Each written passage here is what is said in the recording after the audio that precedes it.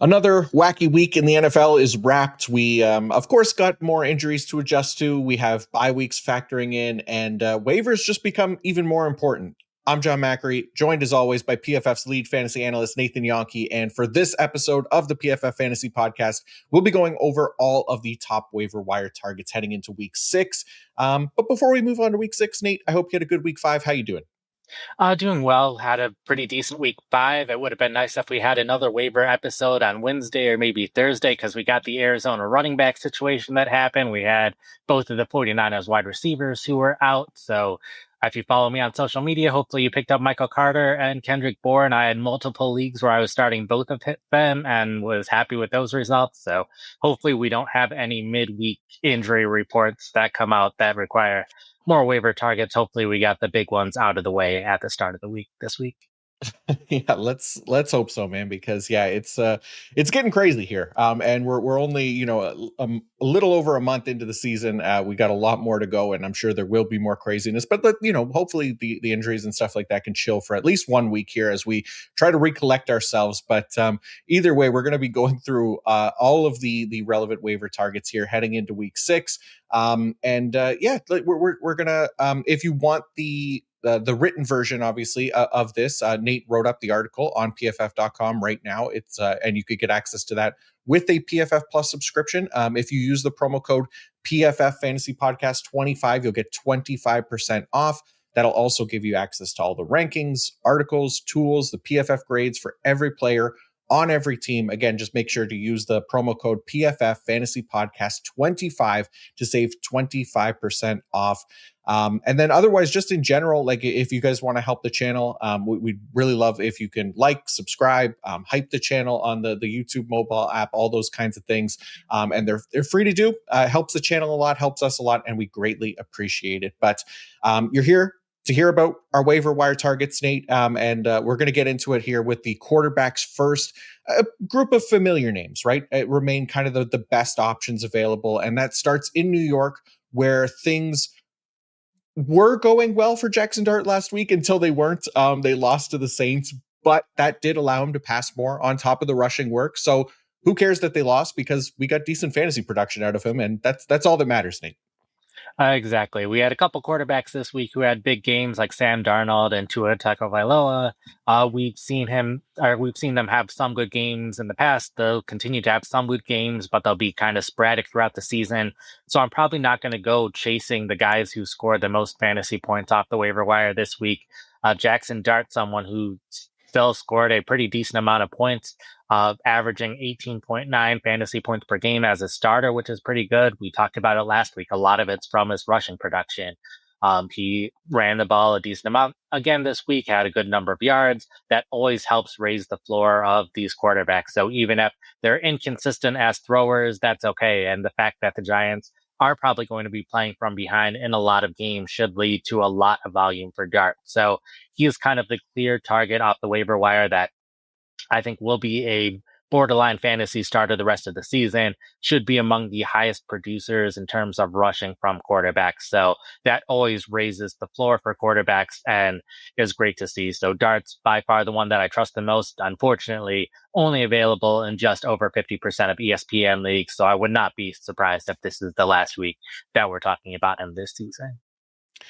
I'm excited about Dart so far. I mean, and look, it's probably a good thing that the Giants are going to be trailing in games. Is ultimately going to be better for his fantasy production. He's going to be forced to throw the ball more, maybe push for that 200-ish yards around that range, and then the 50 plus rushing yards each week as well that we saw each of the first 2 starts for him. And we knew the offense would have its struggles without Malik Neighbors. That isn't likely to change. But as much as that's not great for Dart and not having Neighbors, like, we can still work with him thanks to the rushing potential, like you said, and there's going to be some good passing volume in there overall as well. But like you said, only available in a little over 50% of the leagues right now. So it's likely that he's going to disappear after this week.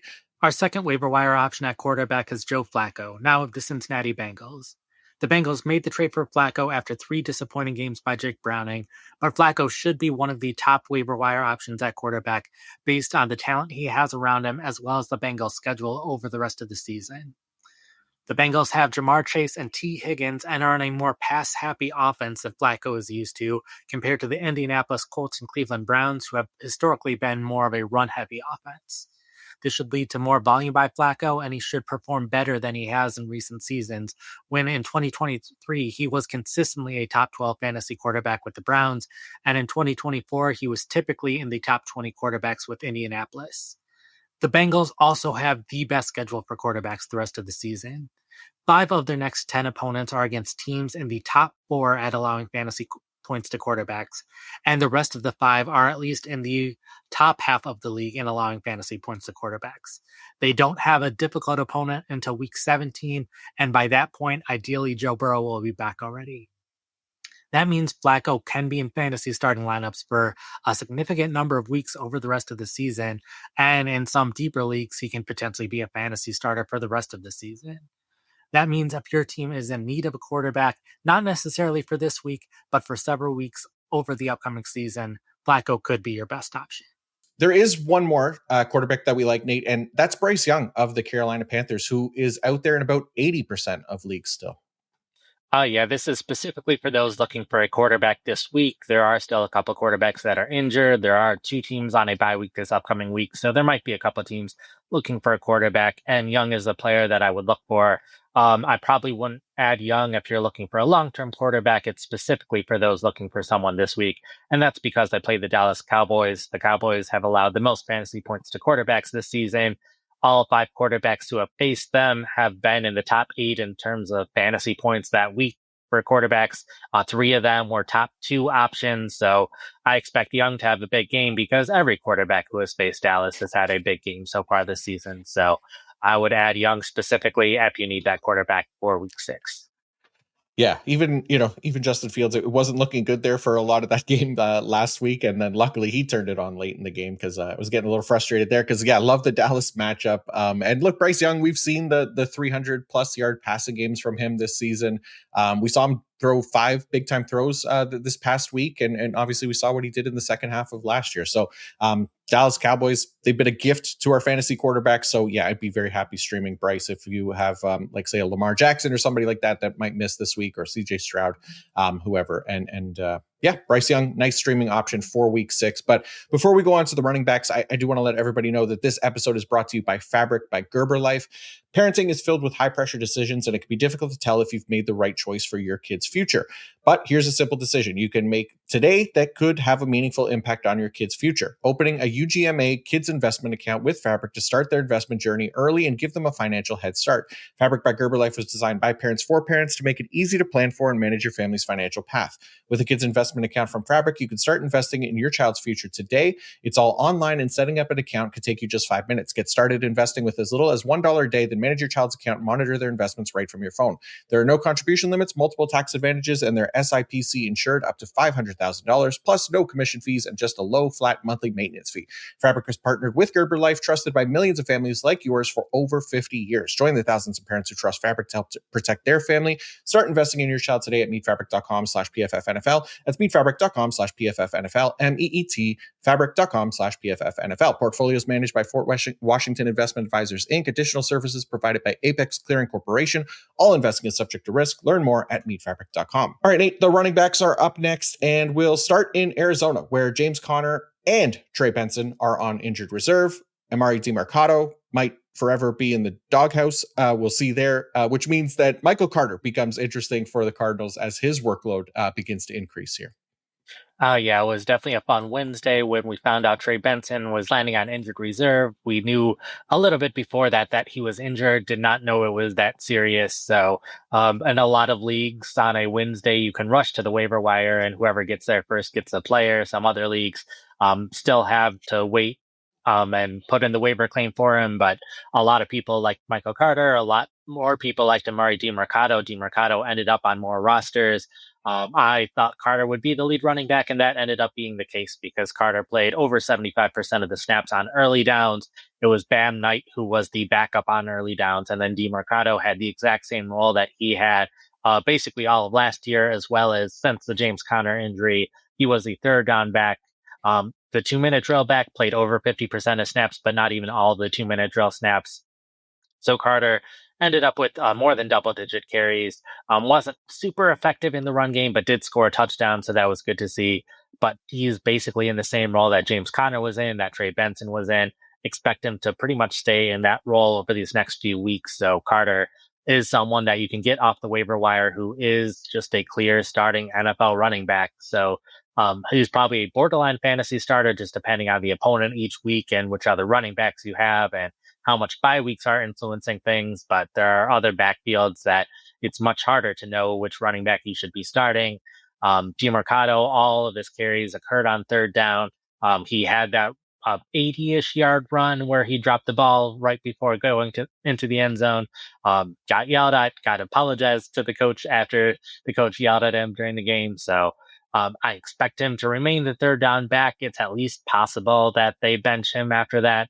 The fact that Mercado was the third down back last year, even in the preseason, it was these three running backs rotating in and out for some of these preseason games in the third and fourth quarter of games. So it's clear that they don't have a super strong preference between the three. They did add 2 veteran running backs to the practice squad. So it's at least possible they make a change somewhere at running back at some point. But I expect Carter to be the one that you want. And if you picked up Mercado, you can probably drop him at this point and pick up someone else. Yeah, DeMarcado, man. Yeah, I'm sure Jonathan Gannon wasn't the only one yelling at him as we watched that on our TV screens, especially for those of us who had the Cardinals in a survivor pool this week. Just a wild way to lose that one. But yeah, look, like you said, Nate, we haven't often had a shot at like a real starting running back on waivers so far this year, right? And Carter, at least, getting that early down work, pretty much as close as we're going to get to probably finding a new starting running back on waivers this year. And like you said, if DeMarcado did lose any kind of snaps at, after that blunder, like it could open up some more third down work for Carter, which would obviously be huge. So have to imagine he'll be one of the top pickups this week and probably not on the list next week. We'll see that rostership get up over 50% as well. Next up, Nate, is Kendre Miller, who has also seen his role grow pretty steadily over the last few weeks to the point where he actually outsnapped Alvin Kamara on rundowns this week for the first time this season. Pretty big shift from, I'd say, the first few weeks of the year. So, yeah, we've kind of been anticipating this a little bit here recently, but Kendre Miller did overtake Alvin Kamara on those rundowns this past week. Yeah, it's been just a slow and steady decline in snaps per Kamara week after week. He is someone who's been a subject of trade rumors because the Saints aren't a team that look like they'll make the playoffs. And really, it's something we kind of saw coming that they weren't going to use Kamara to his strengths. We've seen their coach, Kellen Moore, consistently use their running backs more for rushing and not so much for receiving. The same thing happened with Austin Eckler the 1 year with the Chargers. Same thing happened with Ezekiel Elliott during his peak years with the Dallas Cowboys. Saquon Barkley last year also wasn't very involved in the pass game. So Kamara, that's been his strength throughout his career, and the Saints aren't really using him much in that way. So a possibility he gets traded to a team that will use him more in the passing game, in which case Kendre Miller would be the lead running back. There's also just a case where the Saints are out of the playoffs and they use Miller more throughout, even more than they've been using him. The chance that he becomes the starting running back over Alvin Kamara. Along with that, the running back situation got a little bit more complicated because Taysom Hill is back. Taysom Hill played a bit of quarterback this week, so that also complicates things in the run game, but also probably increases the chances that they could trade Kamara because then Kendre Miller could be the lead runner, Taysom Hill the backup runner. So there's definitely a scenario where that happens. When you're deciding which running back you want off the waiver wire, a lot depends on your current running back situation and what you want long-term, because Michael Carter is just a short-term solution at running back, but someone that you can put in your starting lineup these next couple weeks. Miller is someone I'm not sure you want in your starting lineup these next couple weeks, because I would not be at all surprised if Alvin Kamara goes back to leading the team in rushing, at least for the short term. But I think Miller is the better long-term option and the best long-term option out of all the running backs we'll be talking about today. Yeah, makes sense. And like, kind of similar with Michael Carter, like there's not a ton of like viable starting options. And like you said, maybe not for the short term here for Kendre Miller, but there is definitely some long-term potential here. And somebody that could end up leading his team in carries by the time the season ends, seeing how, depending on how things go, and they're kind of trending in that direction. But yeah, even if the team's offense is on the below average side of things, then Kendre Miller could still be a pretty effective player as he gets opportunity, and especially as injuries pile up, bye weeks, all those kinds of things. So yeah, don't mind this one at all. And then even the next one, Nate, like I said, injuries are piling up here. We lost Amari and Hampton to injured reserve now as well for a few weeks here with an ankle injury. Chargers were already without Najee Harris for the year, and now they have to rely on Hassan Haskins until Hampton heals up, Nate. Yeah, I think that's probably one of the reasons why injuries have felt so weird this season, is that it's come in pairs for teams.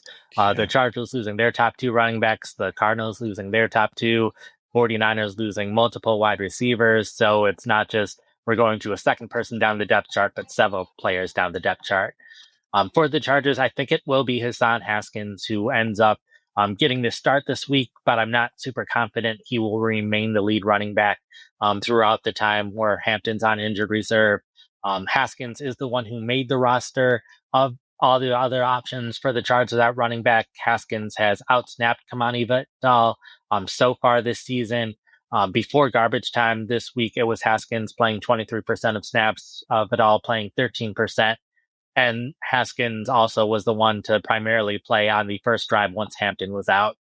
You might see some places have Kamani Vidal with more snaps than Haskins once Hampton went out. And I would keep in mind that the last drive of the game was garbage time. They put in a bunch of backups during that drive. Trey Lance was there. So it was the bottom of the depth chart guys for that last drive.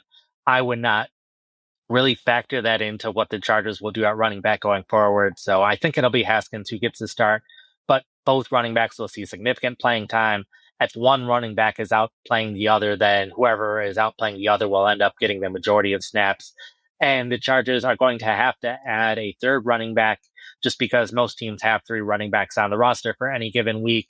It wouldn't be surprising if that third running back also factors into the rotation, considering we saw in the preseason once Hampton was out, Harris wasn't playing in the preseason.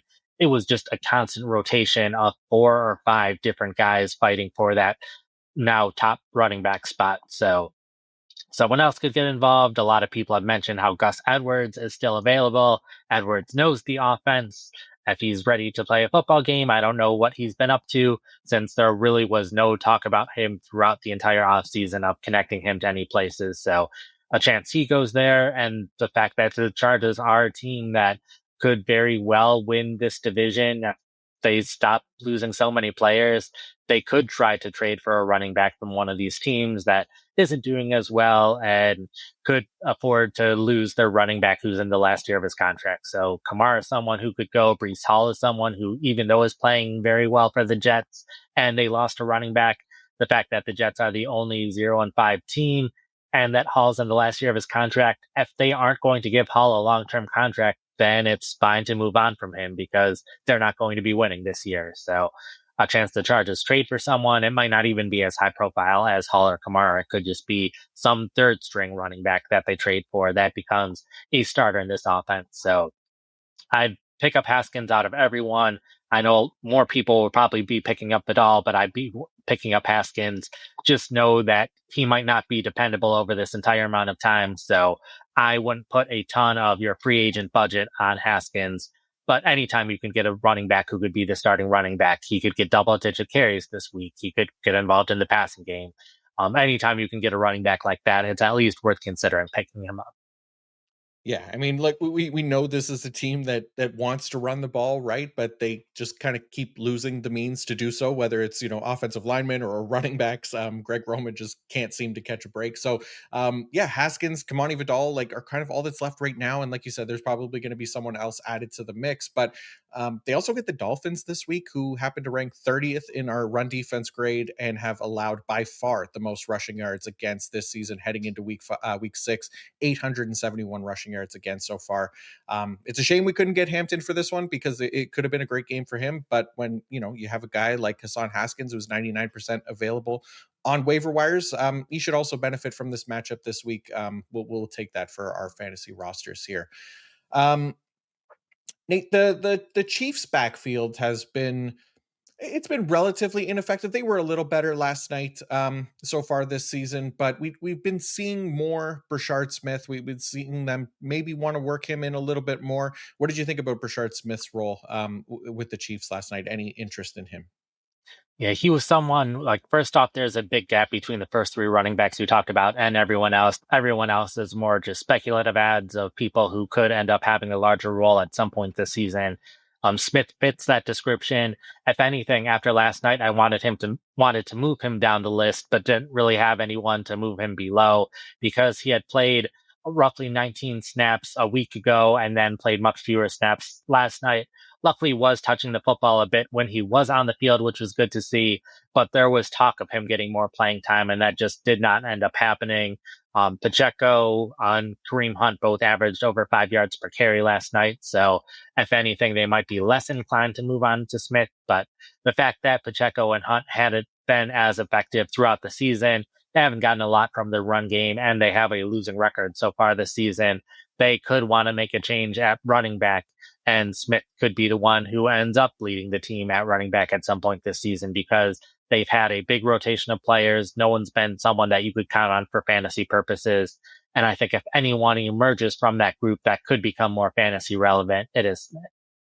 Yeah, makes sense. And yeah, I mean, yeah, he had the 3 catches last night. I think so did Pacheco, but it's kind of messy there with the Chiefs running backs. Like none of these guys are particularly great. Like you said, they were better last night, but for the most part this season, they haven't really done a ton. So there could be some changes there, like you said. And next up, we do have some handcuff options here, and that starts with Kyle Monangai of the Chicago Bears. They're coming off a bye week this week, but Monangai kind of the clear backup here to DeAndre Swift right now.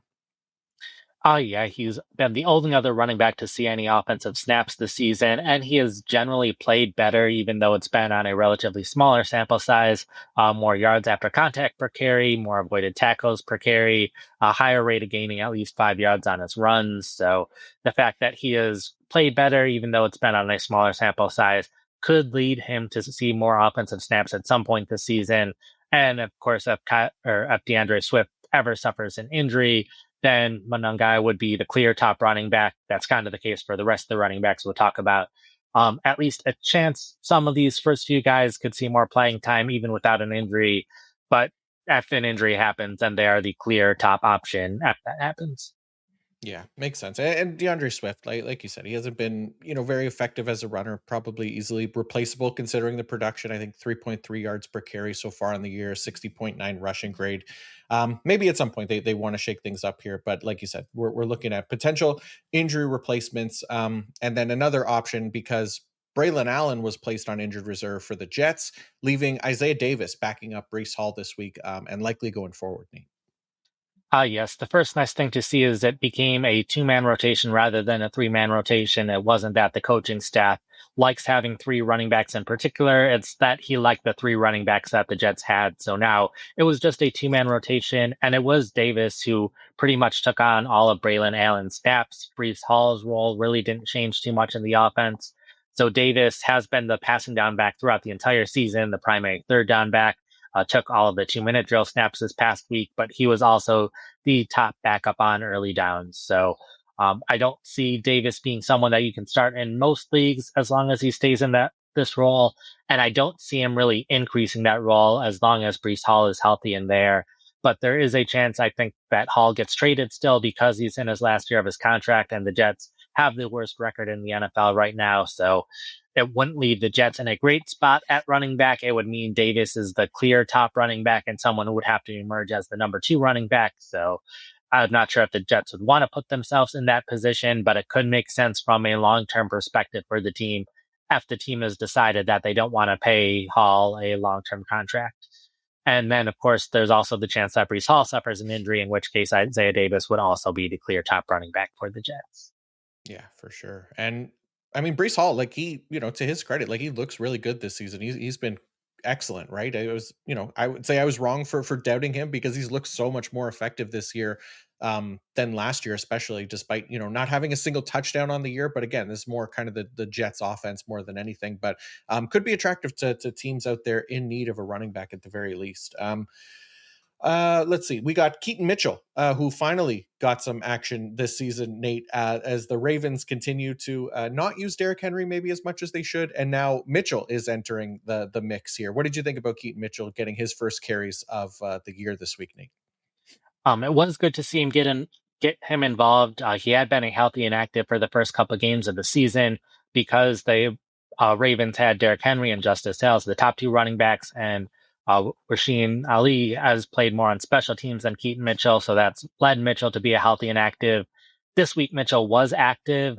I don't know how much of this had to do with Mitchell or just the fact that the Ravens have so many other injuries that all 7 players who were inactive for Baltimore this week were all injured players. I believe they even had another injured player or two that went beyond the 7 players who were inactive for this game. So that's probably why Mitchell was active, but it was still good to see that Mitchell was the one to get involved on offense on early downs, more so than Ali, more so than Justice Hill, which furthers the point that if Derrick Henry does suffer an injury at some point this season, I'm more confident now that Keaton Mitchell would be the one to take over a long term at running back for the Ravens. So not expecting any value out of Mitchell. There is at least a chance that because Derrick Henry hasn't had the season that we'd hoped so far, that Mitchell does continue to be active and does get a couple snaps here and there. Still not expecting that to be enough to want to start him in fantasy. So this is very specifically for the situation where if Derrick Henry suffers an injury, I think Keaton Mitchell would be the guy. He is among the highest graded running backs for the past 3 seasons.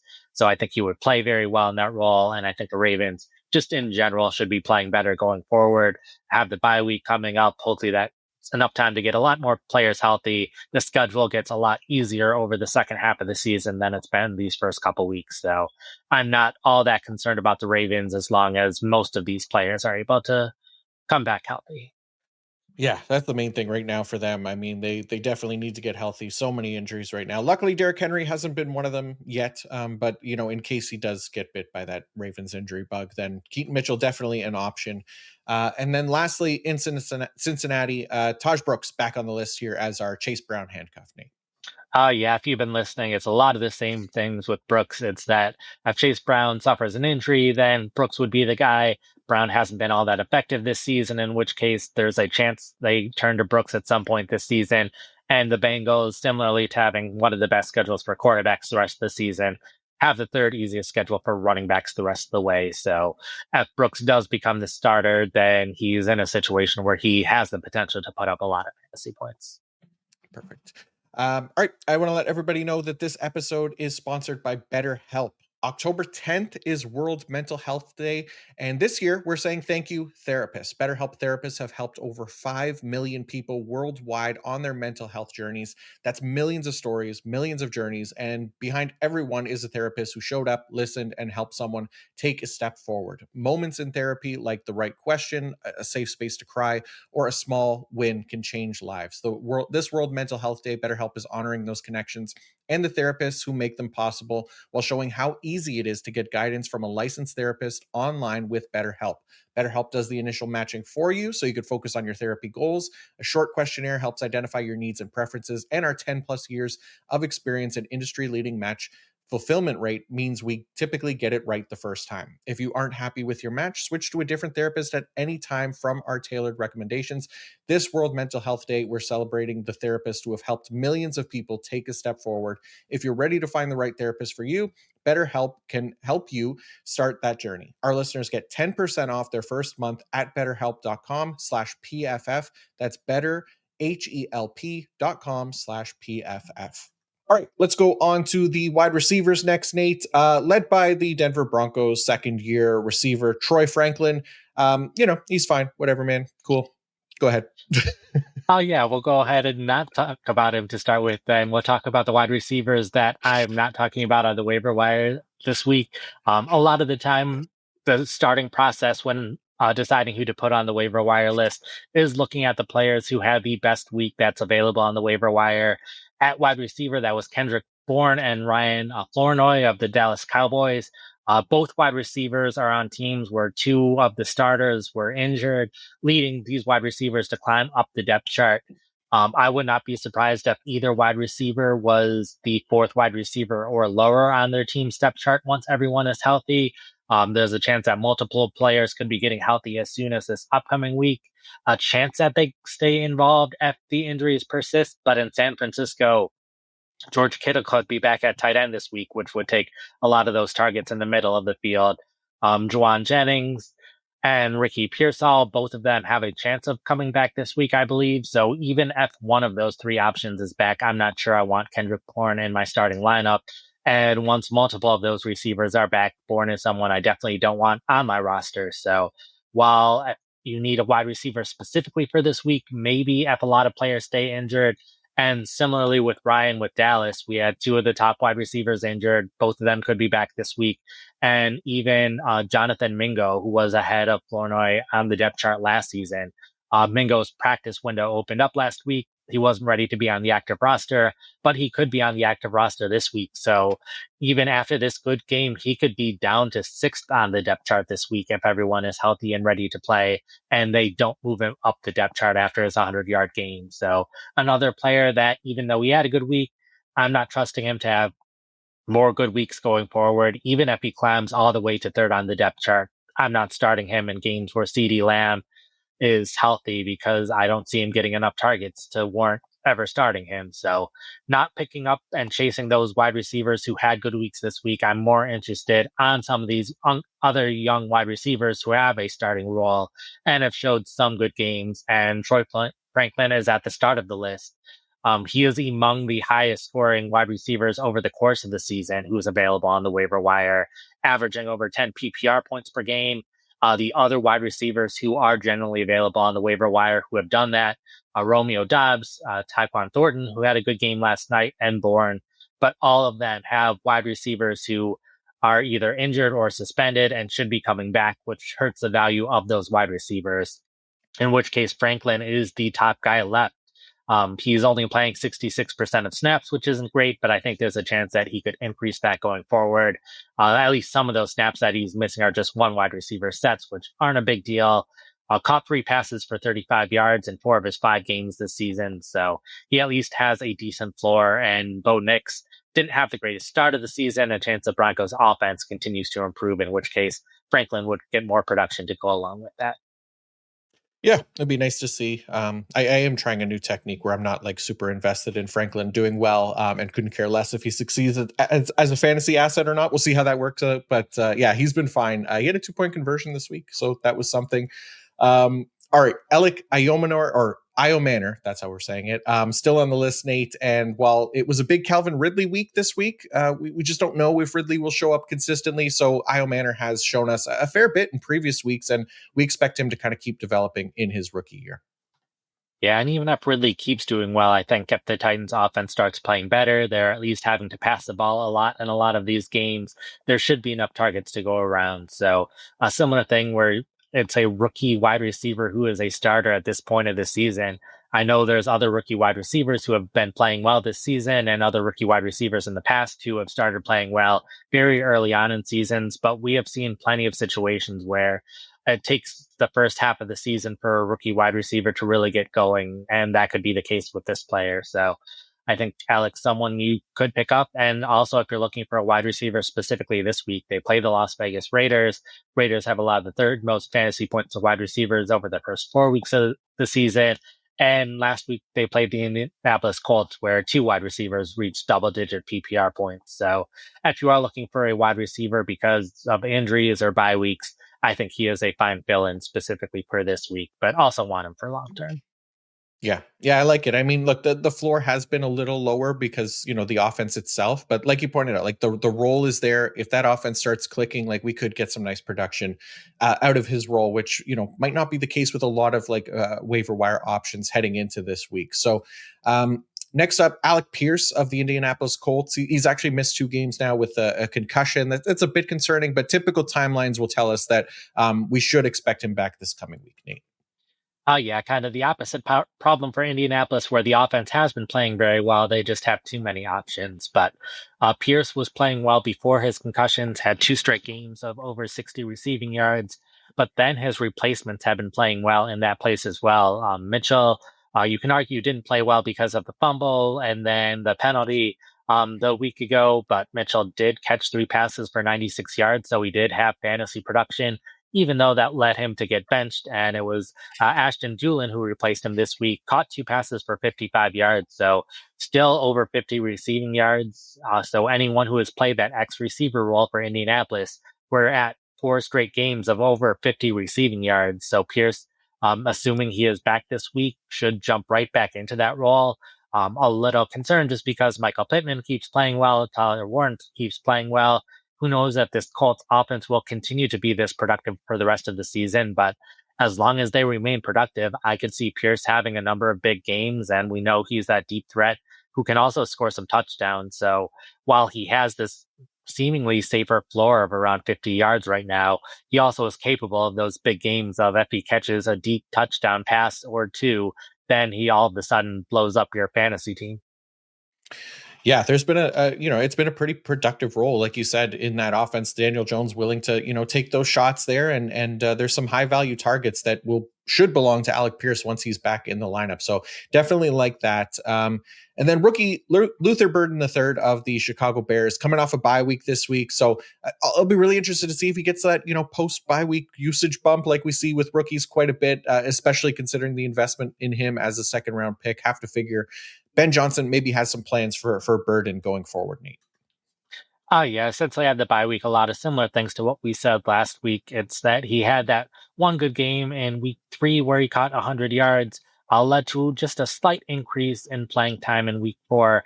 We've seen DJ Moore not be as productive in this Bears offense, played only around 75% of offensive snaps, which was the fewest for him in these past couple of years in Chicago. So a chance that Burden continues to see more playing time in 2 wide receiver sets, potentially more in 3 wide receiver sets.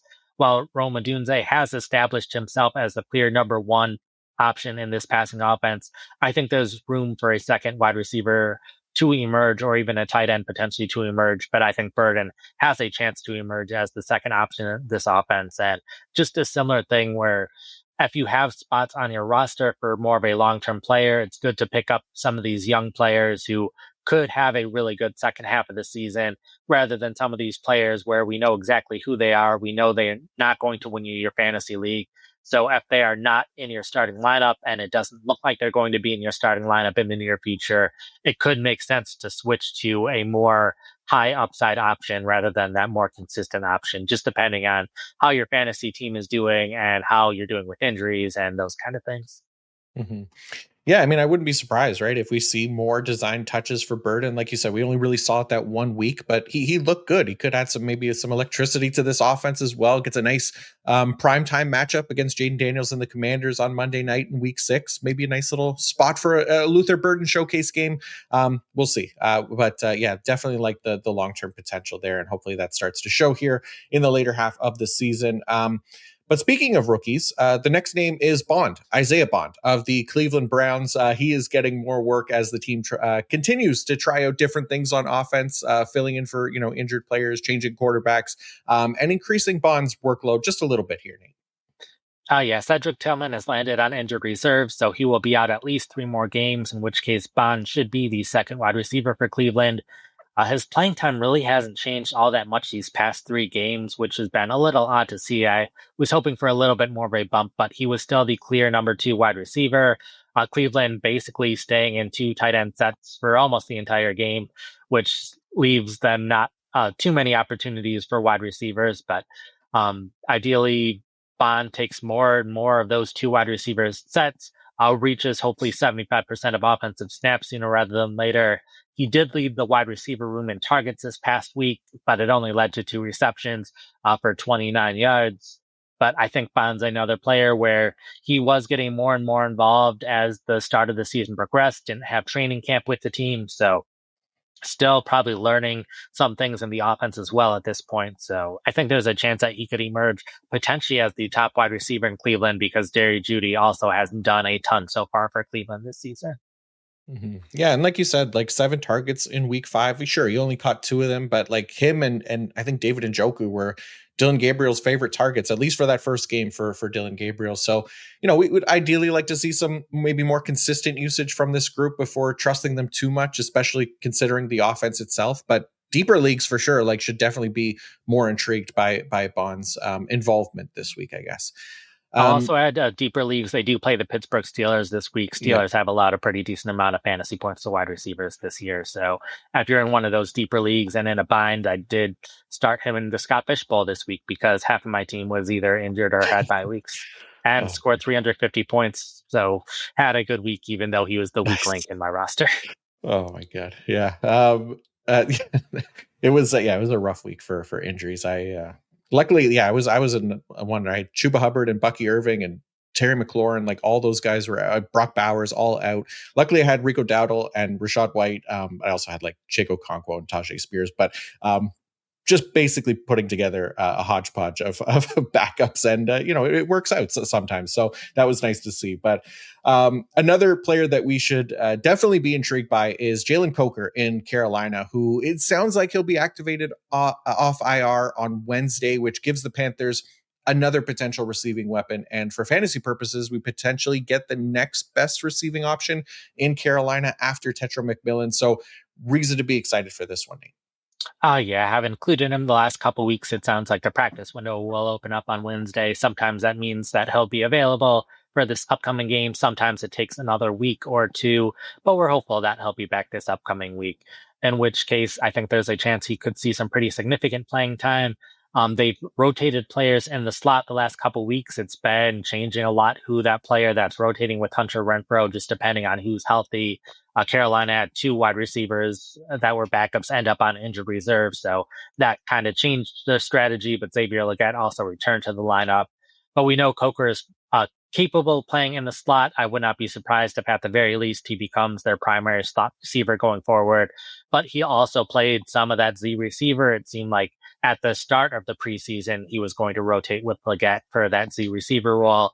So Coker could also see some playing time in 2 wide receiver sets, hopefully become that full-time receiver for Carolina, in which case should be the number 2 option in an offense that needs a number 2 option right now. The Panthers also play the Dallas Cowboys, which we mentioned when we talked about Bryce Young, has allowed a ton of fantasy points in the passing game.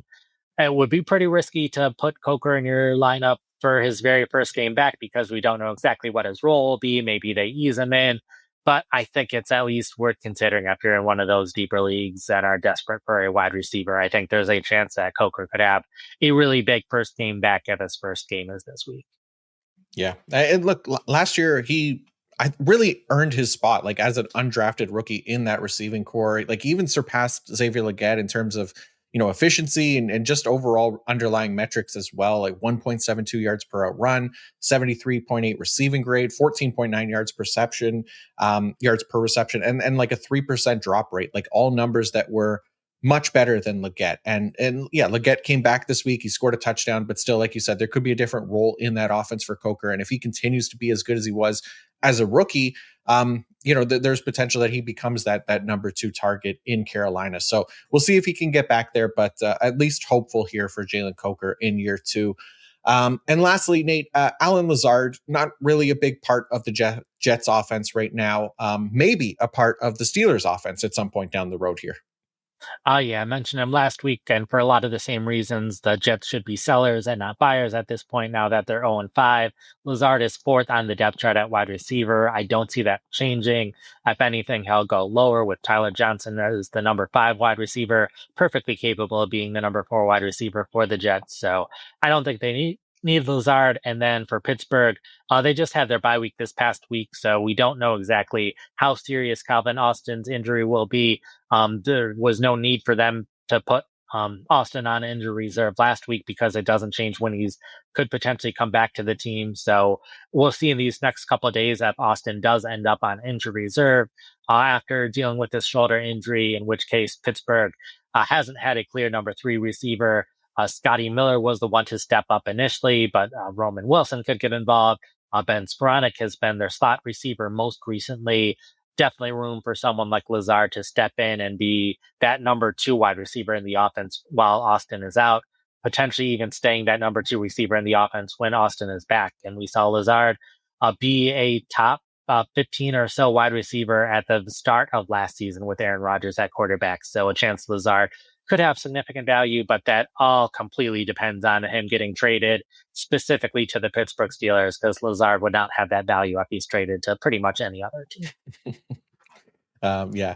All right, let's get to the tight ends now, Nate. And it is definitely getting tighter at the position. Darren Waller getting up over 50% rostership threshold. But as you noted in your article, like if he is one of the available names in your league, he'd probably be the top option here over the rest of these guys. But also like one of our repeat names on this list, Brenton Strange of the Jacksonville Jaguars. He got hurt last night. I believe they were calling it a hip injury. He just kind of pulled up on a route in the second quarter and did not return. So not sure if he'll be missing some time, but feels likely, which makes rookie tight end Mason Taylor of the New York Jets our top option this week after a really nice week 5 performance. Yeah, for a lot of the waivers we talked about today, it was a lot of some of the same guys we've talked about before.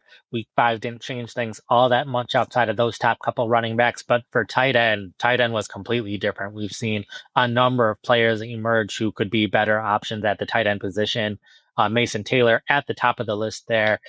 He tied for the most receptions for a tight end over these past 2 weeks. His role really hasn't changed much in the Jets offense. He has been playing just over 70% of snaps, 83% in single tight end snaps on third downs, 100% of 2 tight end sets. The Jets were so confident that they only need their top 2 tight ends that they made both of their other tight ends healthy and actives this past week. So clear that they are very happy with Taylor as their clear top tight end.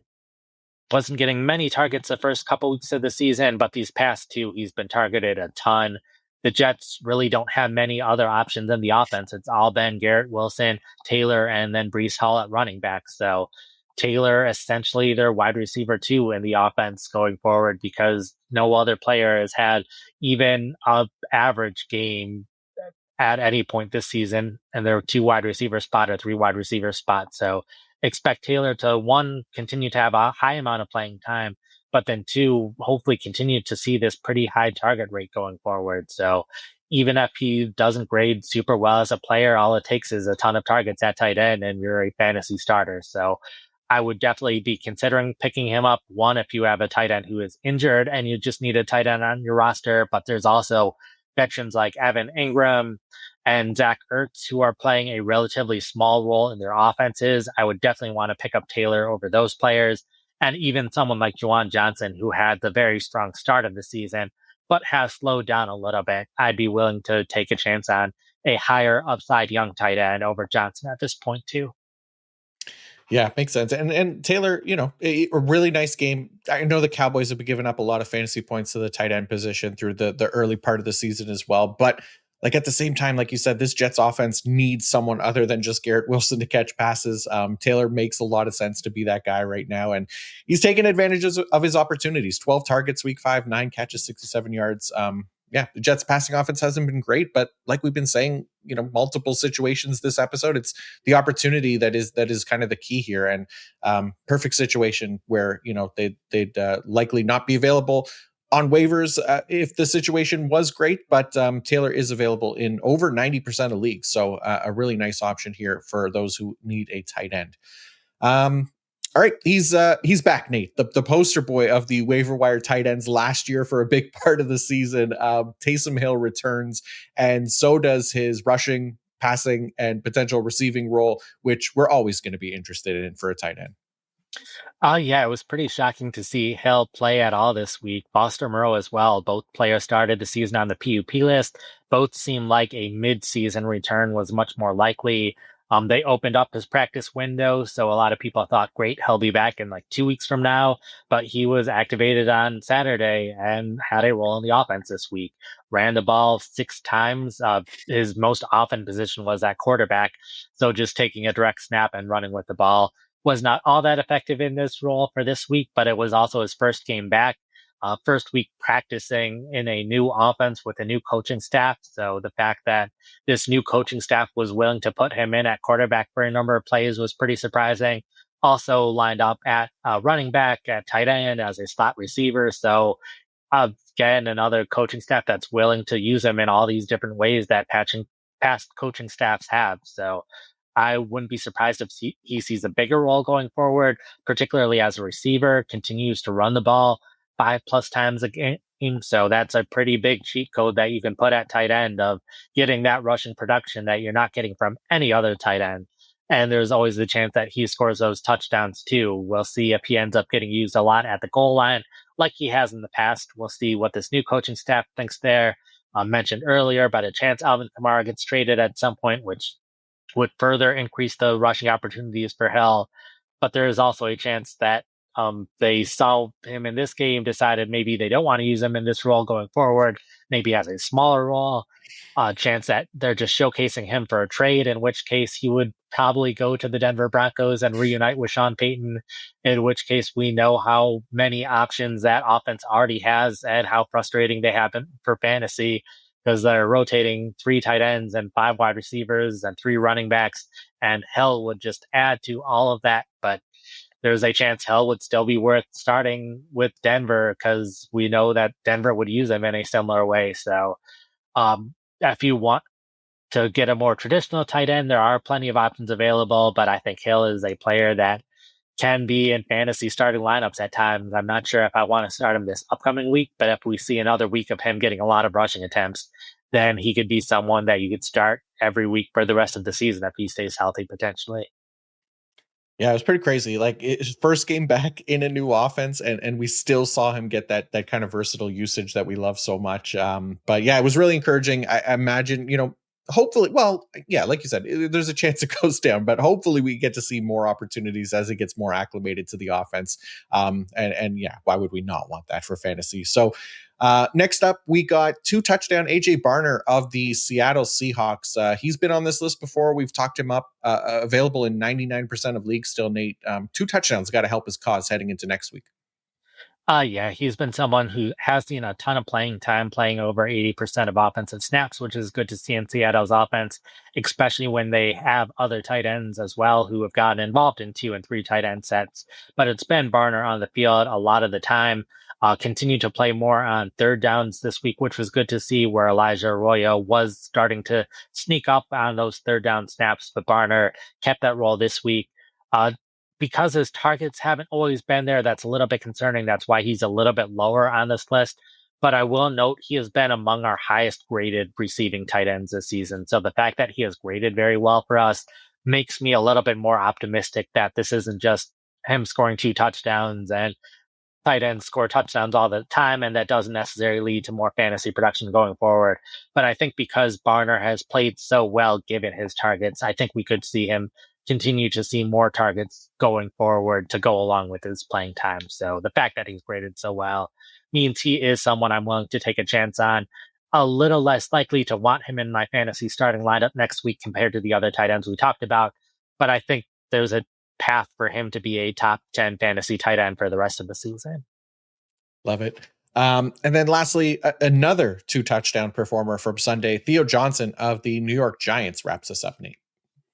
Oh yeah, Johnson, since Jackson Dart took over at quarterback, he's been one of the favorite targets. We've seen Johnson see significant playing time over these past 2 seasons, but that just not lead to a lot of targets. But that has changed the past 2 weeks. That also coincides with Malik Neighbors' injury, so that could also be playing a role in all of this as well. But Johnson has been more involved in the passing game. Hasn't graded as well as the other young tight ends on this list, which is why he's at the bottom of the list. But another just young tight end who has playing time, getting more targets now, a chance he continues to see more targets going forward. So a lot of interesting young tight end options that have emerged in recent weeks that it'll be interesting to see which ones stick and which ones don't, but a chance that Johnson is someone who sticks going forward. Awesome. So there you go. Thanks to everybody who tuned in. Good luck again attacking those waiver wires. Remember to stay active and locked in all season long, which you can do by checking out more work at pff.com, powered by the best data collection team in the multiverse here at PFF, the real heroes. So Nate, let everybody know what you have going on at pff.com this week. Oh, sure. Oh, as always, have the recaps up for all of Sunday's game and Monday's game as well. The waiver wire article, also the usage and production report, where I go through all of the top takeaways from this past week, as well as have a ton of interactive charts and tables that you can look at and filter however you like, look at it however you like. This is what I'm looking at a lot of the time when I am writing my articles. So if you want to know about any player that I did not write about, that's where you should go to find that information. Along with that, have 5 to add, 5 to drop, 5 to buy low, 5 to sell high, which went up earlier today. Rest of season rankings also went up today. We'll have my upcoming week rankings up in a couple hours from now. Could very well be out by the time that this is out. And then we'll have the start set article later in the week, have dynasty rankings tomorrow as well, and then do it all again next week. Nice. Love it. And make sure to use the promo code PFF Fantasy Podcast 25 to get 25% off a PFF Plus subscription. And you'll also get access to all of my work as well. IDP Fantasy Report, that's out now. All the snap shares for all IDPs, waiver targets on defense, plus so much more than IDP rankings, the wide receiver man zone coverage report, and the red zone report as well will all be included. Just use the promo code PFF Fantasy Podcast 25 for 25% off a PFF Plus subscription. I'll be back on Wednesday with the IDP Start Sit podcast. Good luck to everybody in week 6. And until next time, peace out.